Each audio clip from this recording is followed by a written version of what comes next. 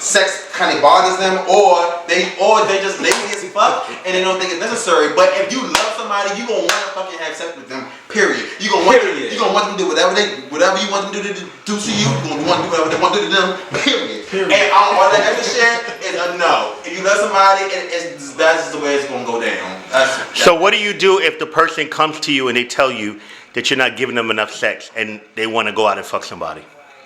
Well, first of all, that shouldn't be the second part. Shouldn't be there. You need the first part and say the first part, and then the last word out. Yes. You bring on that shit piss me off. I start thinking crazy like that. Don't come to me with the second part. Yeah. Just say, I feel like and then I'm an expert. Like that's what can we do? Like you know what I'm saying? Especially if you love somebody, you gonna want them to be happy. Like you feel down if they're not happy. Like you feel like what am I doing wrong? You know what I'm saying? So no, it has to happen. Sex, love, affection, and communication is key.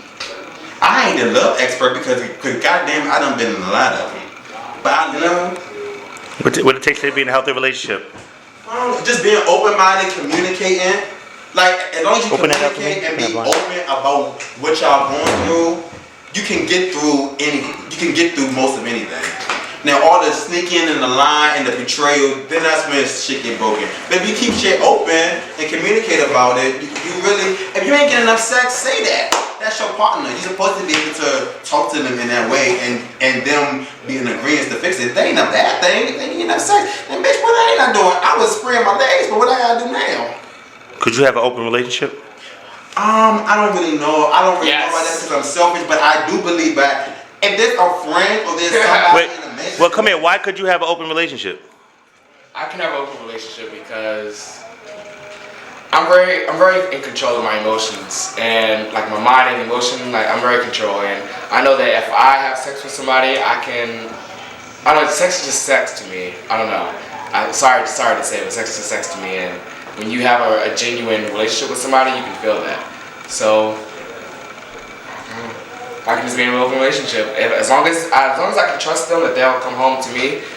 So they can go do whatever they want to do? No, it has to be like whatever they want. It has to be boundaries. Like we have to talk. What are boundaries? What are boundaries? Like boundaries like what? Like just communication. Like if you do something, let me know or not let me know. So every time they go fuck somebody, you want to know what they did, how they did it? No, I don't want to know. No, they shouldn't. I just expect them to just be careful. Just care about me. Just care about me. But I know that like with me, myself, like I'm a very sexual person and you stay ready. I don't stay ready, but you can get ready. I can get ready really quick because it's like, all right, let's go. Like I'm down for the cause. But so okay, I got it. Damo, give me 2 deal breakers for you. 2 deal breakers? Like you just not dealing with. One deal feet. Not intelligent. You said what? Hands and feet. What do you mean hands and feet? If them hands are eagle's claws and them feet are talons, that's a deal breaker for me. I'm sorry. But that's superficial though. Yeah, but it means a lot. Close-minded, and I'm not understanding people. I can't deal with you. Like you have. Okay, so their feet look like what? And you know, communication is a big thing to me too.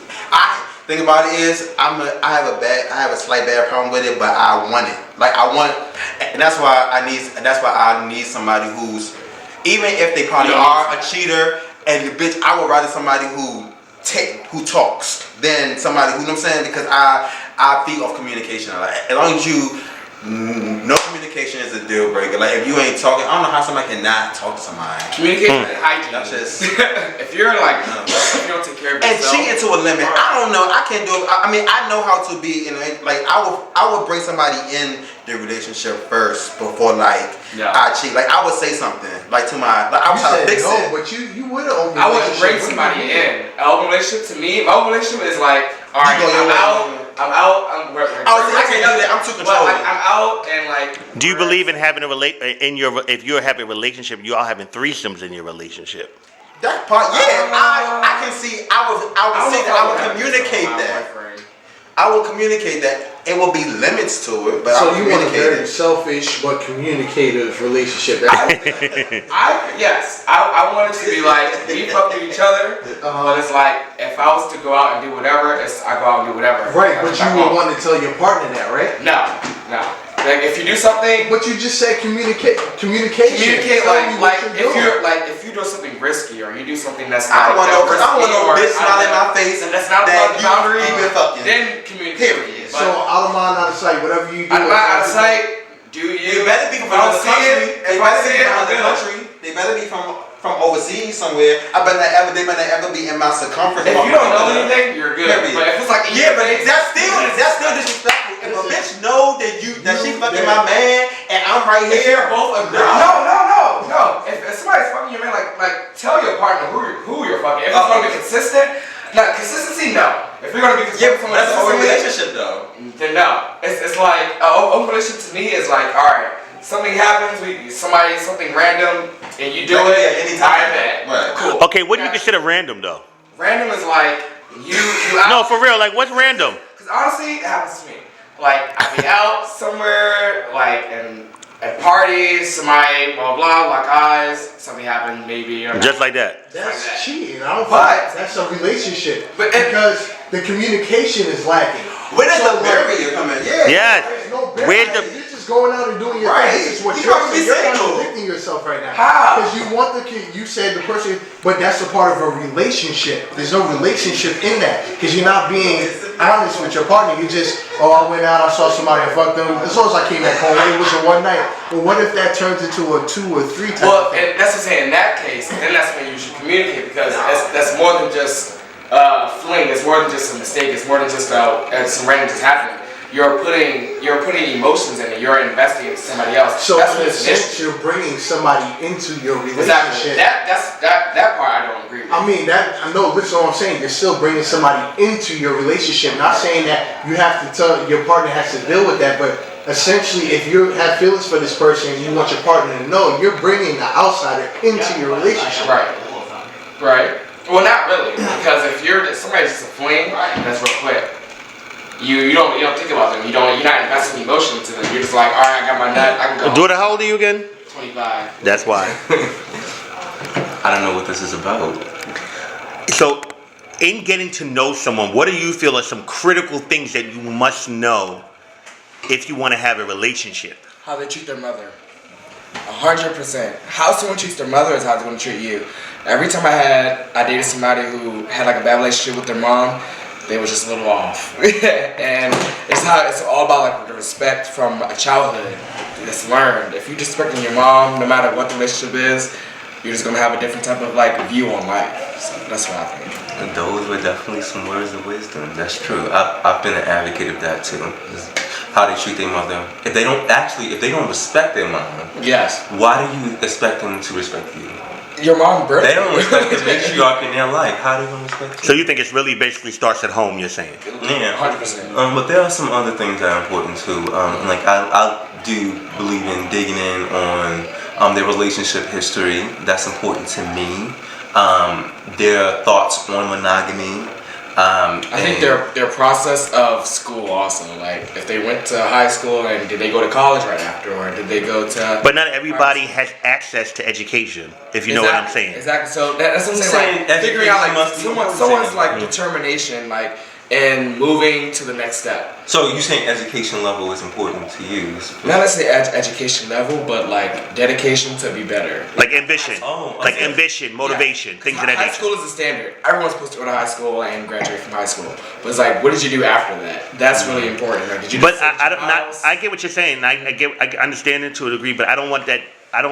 For me, I don't think that education is important definitely for a lot of things. Yeah. But not to say that it defines success for some people. It defines how a person thinks about themselves. Because like I said, like if you just graduated high school and you're just sitting at your parents' house working at like a retail job, it's kind of like. Well, I know people with 4 or 5 degrees and ain't shit. Let me correct something here. Education comes in many forms. It comes in making sure that you read. I know many of book smart people that ain't intelligent. Street smart, yeah. That ain't street smart. Yeah. That aren't emotionally intelligent. Right. And so that's why I can't just focus too much on what degree or certificate you have, because I want someone that's better learned on how to become a better person in their own personal life too. Yeah. And that's what I'm saying. Like, it depends. Relationship. That's why I touched on relationship history, because that's important to me. There are people out here who ain't never actually had a real, organic, serious relationship. That's important to me to know, because I need to know where you at if I'm choosing to start something with you on a romantic level. Right. Question. So, what if somebody had like some bad experiences with their exes? You can't automatically think that you're gonna have that same type of experience. That you're not gonna be well. You're not gonna have that same type of experience. Like if somebody said like, "Oh, my ex was always this way," you can't automatically put that on your guys' relationship. It's two different. So I can't hold them accountable for what they did in their last relationships because you're different. Well, I can if it's a common thing.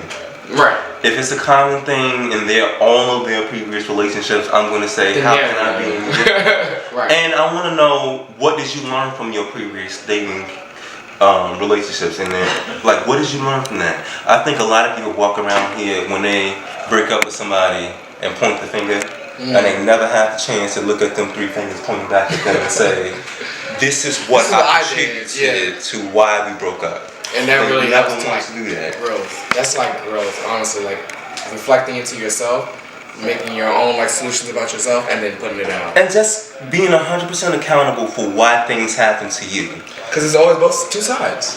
And you have to be okay with that. Like it's two sides. Right. Even if somebody did you wrong, treated you like shit throughout the entire relationship, guess what I'm going to ask you? What did you do? Why did you stay? Right. Why? Because there's a story there. Yeah. There's a story. Sometimes love is really deep though. Like love is deep. Look, all of us, most of us, are walking around here not knowing how to love.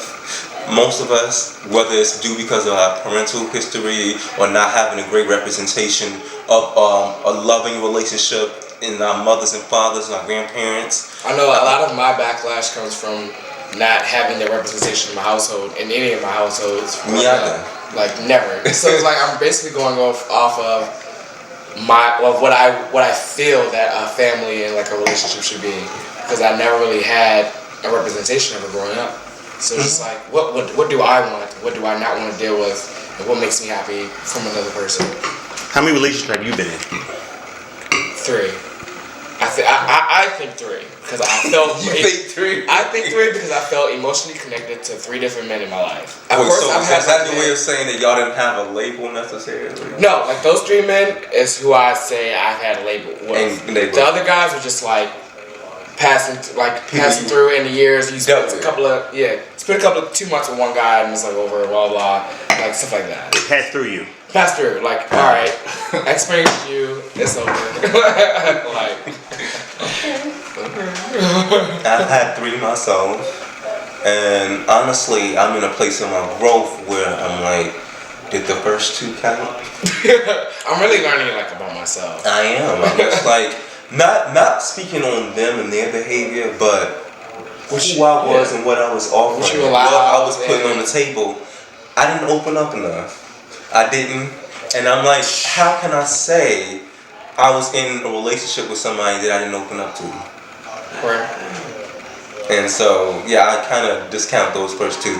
And even entering the third with what I knew from the previous 2, it's like we often have to remind ourselves of the lessons that we think that we learned before we actually have that shit together. Remember when you were in school, that you saw them motherfucking long divisions and shit. Here's the gem though. 3rd, 4th, and 5th until you actually got it. And we gotta be like that with our relationships. Keep reminding ourselves and touching up what we thought we learned. I agree with that. Here's a gem that an older man told me a couple of years ago. He said, "It's no point of being committed to somebody right now as being young until after you're married." He's like, marriage is when it counts. He was like, when you're just a boyfriend and girlfriend, and you're like holding yourself back and going through all these emotions, it's like it doesn't make any sense. You have no commitment to each other. Like it doesn't. Unless you're married, it's like, all right, we're married. Like I have to do certain things, ABC. Like, you know. Well, boyfriend and girlfriend. Honestly, is like. I agree for me. What do I owe you as my? For my personally, I don't think that marriage is required for everyone, and it doesn't define the seriousness of everyone's relationship. Marriage is a business. You know, there are people that have been dating, or well, not dating, but together for over a decade. 10 plus, right. And I can't invalidate their relationship. Yeah, you know, marriage is really just a piece of paper. It's business. It's basically like, here's your bank account, here's my bank account. Well, for some people, marriage is just a piece of paper with financial benefits. Exactly. Tax benefits. Exactly. And for others, there's actually a spiritual connection. If you've been involved with somebody I'm sorry, for a lot of years, that is some type of union. And it says like after a couple of years, you're automatically married. I mean, if you've been together with somebody for a lot of years, there's some type of union there. It's some type of. So let's go back to a question you asked in the very beginning. What are some things you asked on the first date? That's one of them. If that is important to you, do you believe in marriage? Because at a certain place in your growth, especially when you get of an age, I don't got time for the fuck shit. I'm asking what's important to me. And if I plan to get married one day in my life, I'm asking you on the first date. But I get what you and I agree with you. But things change still too. Maybe that's not what you were looking for, but maybe as the evolution of the relationship goes 3-4 years, and maybe now you start thinking, you know what? I want to do marriage. I want to be married. You know, and you're allowed to change what you're feeling, like as far as like as you grow, like, you know what? I do want to get married, you know. But like I wanted separate bedrooms. Now I think that I'll share a bedroom because it's a specific person. I can't wait for you to change your mind if you told me that's not something you believed in the very beginning. I can't. I have to let you go in your journey to get to that point. If it's important to me, if marriage is important to me, and you told me straight up, I never plan to get married, and marriage is important to me, why would I continue to move forward with you? And guess what? What if you don't change your mind? Now, I'm going to sit here and look stupid and say, well, bitch, he told me on the first date that he never believe in marriage. So do you want marriage? You know, now I do. No. I've always been, for the 25 years of my life, I said that marriage is not something that I needed or believed in. And then I got engaged, and then I was like, oh my God, I guess I got excited about something that I never thought was possible for me. And I said, and I wondered why, and what is it that triggered me about the possibility of spending my lifetime with one person? And then I was like, what triggered you was probably I never realized that.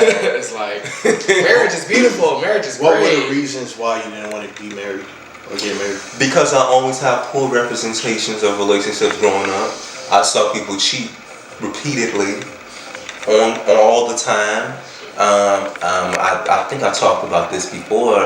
My grandmother was murdered by her husband, and who has suffered from mental illness. And then it's funny how pathology works, because my mom had never met. Well, she was probably 1 or 2 when she passed away. She don't remember her mother, but was literally practicing the same thing that her mom was doing. That for a person she never met, experiencing abuse, letting people dishonor her. And I was like, I don't want that for me. I don't want that for me. And then my grandma, the person I call my grandmother, my great auntie, and my great grandfather, I'm like, dude, is that what I want? And so I was watching all these poor representations of relationships, and I was like, why even go through that? I actually go through that a lot, like for my day-to-day relationships. I'm like, I know what growing up the women in my life went through, and I don't want to be like that. I want that for myself. Like, I don't want to go through that because it's not happy. But let me ask you this: had your views of relationships, gay relationships, as far as have they changed? Like, did you have a vision when you first entered being gay, or acting on your feelings? Did you have a vision of like what the relationship's supposed to look like? Like, did you think like, okay, it should be one guy that's feminine, one guy masculine? Did you have a view about what it's supposed to be? When I was younger, I definitely did. Younger, and when you don't know a lot of things and you don't have a lot of knowledge, you just think like what society puts into your brains. I mean, especially from like 18 to 25, a lot of people that's 25 think they grown, but you ain't really there yet. But so from 18 to 25, I think I learned a lot about what it is that I really wanted in a relationship and how I actually wanted to look. I had no clear vision of that from 18 to 25. And I just have to be honest. I'm like, bitch, you couldn't even put on paper what it is that you wanted. But no, so yes, you're right. I did at one point feel like if one person was supposed to be a man, one person was supposed to do this. One person is the protector, and then, stay in the house. And I was like, how does that fit into a versatile relationship as I grew? And it really doesn't fit in. I have to stop mirroring heteronormative relationships in my own life because it doesn't work for us. We don't have to. It's not the same. You can't be like, oh yeah, the woman makes the breakfast and the guy brings. And if you be honest with yourself, it don't work for them either. Right. Well, it doesn't. Depending on the couple, should I say. For some it does, for some it doesn't. Like the woman doesn't necessarily have to be the breadwinner. The woman doesn't necessarily have to be one that stays at home to protect the kid. That can be the father. But so I've become open-minded to what that can look like for them and me. And that's where I am today. I know that growing up, I always had a vision of what I thought relationships were. And growing up and experiencing things, I know what I want to deal with in my heart. Like, in my heart, I've been able to check in and be like, all right, this is the type of guy, or not even, this is how I want to feel in a relationship. Like, I want to feel understood, and I want to feel like I'm giving, like, the benefit of the doubt, and I'm giving, like, love in the midst of me having, like, an attitude and stuff like that. Like, I learned how I am, and I learned how I want to be treated in those situations in my lowest. And that kind of, like, formed my future, like, vision of what I want to be treated like. Got more questions? Well, I have tons more.